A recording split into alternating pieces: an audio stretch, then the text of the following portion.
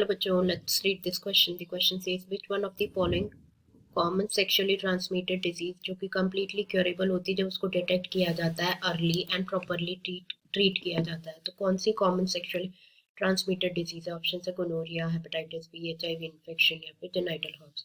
तो सबसे पहले बात करेंगे यहाँ पे की कॉन्सेप्ट के बारे में। तो जो की कॉन्सेप्ट इस क्वेश्चन में यूज किया गया that is sexually transmitted diseases, sexually transmitted disease. तो सेक्सुअली ट्रांसमिटेड डिजीज के बारे में बात करें तो दीज आर दी डिजीजेस और इन्फेक्शन जो कि ट्रांसमिट होते हैं थ्रू सेक्सुअल इंटरकोर्स और इन्हें कलेक्टिवली कहा जाता है sexually transmitted disease. Sexual intercourse के थ्रू ये ट्रांसमिट होते हैं।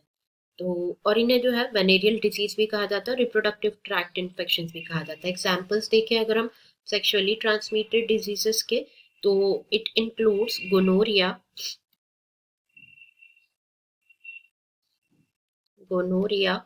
syphilis,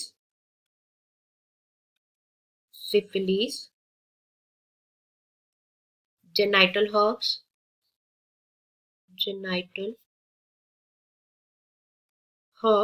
AIDS, etcetera. तो ये कुछ एग्जाम्पल्स है सेक्सुअली ट्रांसमिटेड डिजीजेस के। यहाँ पे अगर हम क्वेश्चन में देखें तो हमें बताना कौन सी जो है कॉमन सेक्सुअली ट्रांसमिटेड डिजीज है जो कि कम्प्लीटली क्योरेबल होती है जब वो अर्ली स्टेज पे डिटेक्ट हो जाती है और प्रॉपरली ट्रीट किया जाता है उसको। तो except for like hepatitis B, genital herbs और HIV इन्फेक्शन के अलावा अदर डिजीजेस जो है वो क्या है, कम्प्लीटली क्योरेबल है।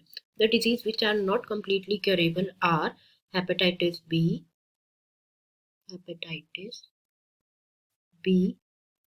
genital herbs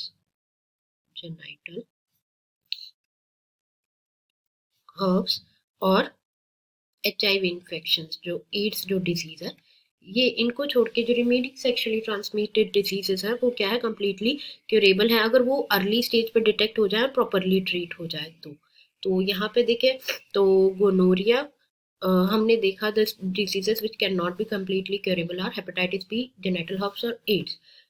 तो यस, जो गोनोरिया जो डिजीज है it can be completely curable अगर इसको अर्ली स्टेज पे डिटेक्ट किया जाए। तो hepatitis B is not, HIV infection भी नहीं, जेनिटल हर्ब्स भी नहीं, तीनों डिजीजेस को छोड़ के विच कैन बी गोनोरिया। तो answer will be option A. I hope you understood it well. Best of luck.